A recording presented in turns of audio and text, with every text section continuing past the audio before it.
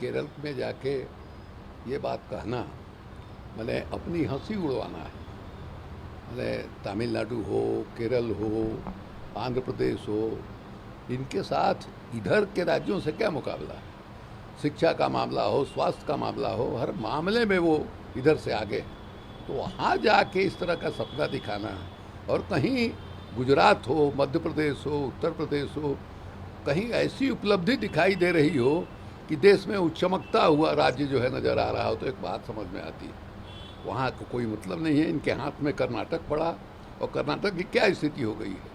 ये खुलेआम भ्रष्टाचार, खुलेआम लूट, वहाँ माने ऐसा माहौल बना हुआ है, इस तरह का तनाव बना हुआ है। कर्नाटक जैसे राज्य में जो एकदम बिल्कुल शांत राज्य माना जाता था, उसको बर्बाद करके इन लोगों ने छोड़ दिया। और वहाँ जाके केरल में प्रधानमंत्री जी जो दावा कर रहे हैं, उस दावा पर कौन विश्वास करेगा। कर्नाटक जो है केरल के नज़दीक है, और कर्नाटक में क्या हो रहा है इसको केरल के लोग देख रहे हैं, तो इनकी बात पर लोग हंस रहे होंगे। विश्वास करने की बात तो छोड़ दीजिए। झारखंड राजनीतिक संकट अभी भी बरकरार है। राज्यपाल से यूपीए के विधायक मिले। कांग्रेस का कहना है कि सीएम हेमंत सोरेन इस्तीफा नहीं दे रहे हैं।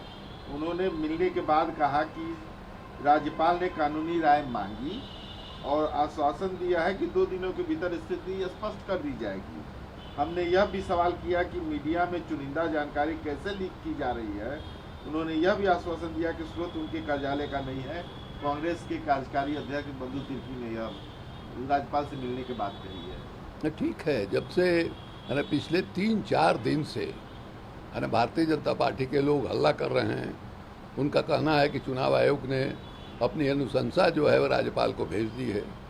ये भी कह रहे हैं कि अनुशंसा में ये कहा गया है कि नहीं साहब, ये सदस्य बनने लायक नहीं है, विधानसभा का सदस्य बनने लायक नहीं है, उनको जो है हटाया जाए। ये बात भारतीय जनता पार्टी के लोग कह रहे हैं। अभी तक राज्यपाल ने इसको कन्फर्म नहीं किया है। राज्यपाल ने ये बताया नहीं है कि उनके पास कौन सी अनुशंसा जो है चुनाव आयोग की आई है। अब ये जानकारी मिल रही है उनके यहाँ से कि साहब जो कानून के विशेषज्ञ लोग हैं, संविधान के जानकार लोग हैं, गवर्नर उन लोगों से राय मशविरा कर रहे हैं। और आज के दिन भी जब डेलीगेशन गया है तो उन्होंने ये नहीं बताया कि अनुशंसा क्या है। ये लोग जानना चाह रहे थे कि एक अनिश्चितता का माहौल जो है वहाँ बना हुआ है।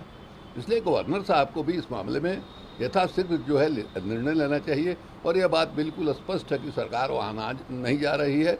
बहुमत वहाँ इस ढंग का है कि अगर हेमंत सोरेन को हटना भी पड़ता है, तो सरकार जो है उस पर कोई खतरा नहीं है। मदरसे अनुच्छेद 30 के अनुसार है, तो यूपी सरकार ने सर्वेक्षण का आदेश क्यों दिया। यह एक सर्वेक्षण नहीं है बल्कि यह एक मिनी एनआरसी है। कुछ मदरसे यूपी मदरसा बोर्ड के अधीन है। सरकार अनुच्छेद 30 के तहत हमारे अधिकारों में हस्तक्षेप नहीं कर सकती। वे मुसलमानों को परेशान करना चाहती है। एमआईएम चीफ असदुद्दीन ओवैसी ने यह बात कही है। उत्तर प्रदेश की राजनीति तो बिल्कुल स्पष्ट है। या भारतीय जनता पार्टी की सरकार जहाँ जहाँ है वहाँ की राजनीति बिल्कुल स्पष्ट है। आप अब अभी आसाम में आज ही कल जो है मदरसा को गिराया गया। इसके पहले 2 मदरसा जो है गिराया जा चुका है वहाँ। उत्तर प्रदेश में भी यही हालत है। वे लोग मान के चल रहे हैं कि मुसलमान जो है वो देशभक्त नहीं है, वो देशद्रोही है। और इसका नतीजा है कि 22 करोड़ मुसलमानों को उन लोगों ने अलग थलग करके रखा है। इनके यहाँ कोई जगह नहीं है इतनी बड़ी आबादी की। अखंड भारत की बात करते हैं। ये तो बिल्कुल अंग्रेज़ों की जो नीति थी, बांटो और राज करो, वही नीति इनकी है। उस नीति का परिणाम क्या हुआ? अंग्रेज़ों के उस नीति का देश आज़ाद हुआ, लेकिन देश 2 हिस्से में बट गया। उसी तरह का माहौल ये लोग पैदा कर रहे हैं। और उसके बाद दावा ये है कि हम देशभक्त हैं।